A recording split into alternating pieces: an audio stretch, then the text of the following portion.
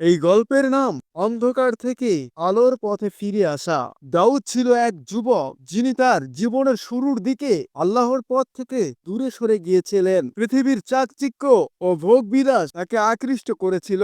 তার পরিবার ছিল ধার্মিক, কিন্তু দাউদ বেছে নিয়েছিল এমন একটি পথ যা তাকে ধ্বংসের দিকে ঠেলে দিচ্ছিল। দাউদ ছোটবেলা থেকেই প্রতিভাবান ছিল, কিন্তু বন্ধুদের প্রভাবে সে এমন কিছু কাজে লিপ্ত হয়ে পড়ে যা ইসলাম সমর্থন করে না। সে দিনরাত তার সময় নষ্ট করত নিষিদ্ধ আনন্দে। পরিবারের বাধা দেওয়ার পরও সে শুনতো না। দাউদ বিশ্বাস করত তার জীবন শুধুমাত্র মজা এবং সুখে কাটানোর জন্য। পরিবারের প্রার্থনা ও তার মার কান্না, তার মা প্রতিদিন আল্লাহর কাছে দোয়া করতেন, হে আল্লাহ, আমার সন্তানকে হেদায়েত দাও, তাকে সঠিক পথে ফিরিয়ে আনো। তার মা রাতে তাহাজ্জুদের নামাজ পড়ে কাঁদেন, কিন্তু দাউদ এসব কিছুই গুরুত্ব দিত না। একদিন তার মা তাকে বললেন, বাবা, তুমি কি জানো একদিন আমাদের সবাইকে আল্লাহর কাছে জবাব দিতে হবে? তুমি কি এই জীবন নিয়ে সন্তুষ্ট? দাউদ রাগ করে উত্তর দিল, আমার জীবন আমার নিজের, আমাকে কেউ শাসন করতে পারবে না। এক রাতে দাউদ তার বন্ধুদের সাথে ছিল। তারা একটি দুর্ঘটনার কবলে পড়ে।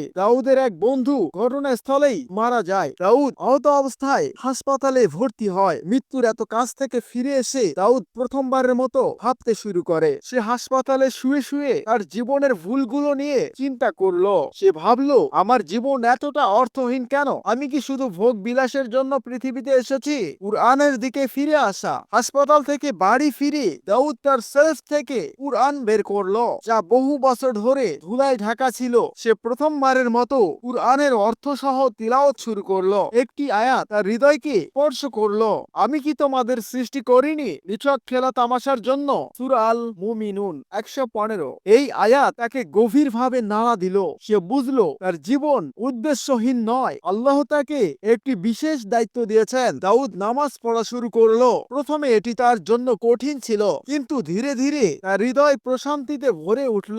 সে তার পুরনো বন্ধুদের ছেড়ে দিল এবং এমন কিছু বন্ধু বানালো যারা তাকে আল্লাহর পথে চলতে উৎসাহিত করত। দাউদ একদিন তার মাকে গিয়ে বলল, আমাকে মাফ করে দাও মা, আমি অনেক ভুল করেছি, আমি আল্লাহর পথে ফিরে আসতে চাই। তার মা তাকে বুকে জড়িয়ে কেঁদে উঠলেন এবং বললেন, আলহামদুলিল্লাহ, আল্লাহ আমার দোয়া কবুল করেছেন। দাউদ শুধু নিজে পরিবর্তিত হয়নি, সে অন্যদের জন্য অনুপ্রেরণার উৎস হয়ে উঠল।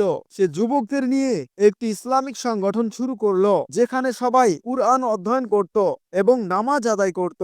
দাউদ তার নিজের জীবনের অভিজ্ঞতা শেয়ার করে অন্যদের বোঝাতে চেষ্টা করত কিভাবে আল্লাহর পথে ফিরে আসা যায়। দাউদ তার পুরো জীবন আল্লাহর ইবাদতে কাটালো। তার ঈমান এতটাই শক্তিশালী হয়ে উঠেছিল যে সে অনেক মানুষকে সঠিক পথে ফিরিয়ে আনতে সক্ষম হয়েছিল। মৃত্যুর আগে সে তার সন্তানদের বলেছিল, আমার জীবনের সবচেয়ে বড় শিক্ষা হলো আল্লাহর কাছে ফিরে আসা কখনো দেরি হয় না, কিন্তু আমরা যত দ্রুত ফিরে আসি ততই ভালো। এই গল্প থেকে আমরা এইটা শিক্ষা পেলাম যে জীবনের যে কোনো পর্যায়ে আল্লাহর কাছে তাওবা করা যায়। ধৈর্য এবং দোয়া কখনো বৃথা যায় না। প্রকৃত শান্তি এবং সফলতা শুধুমাত্র আল্লাহর ইবাদতে।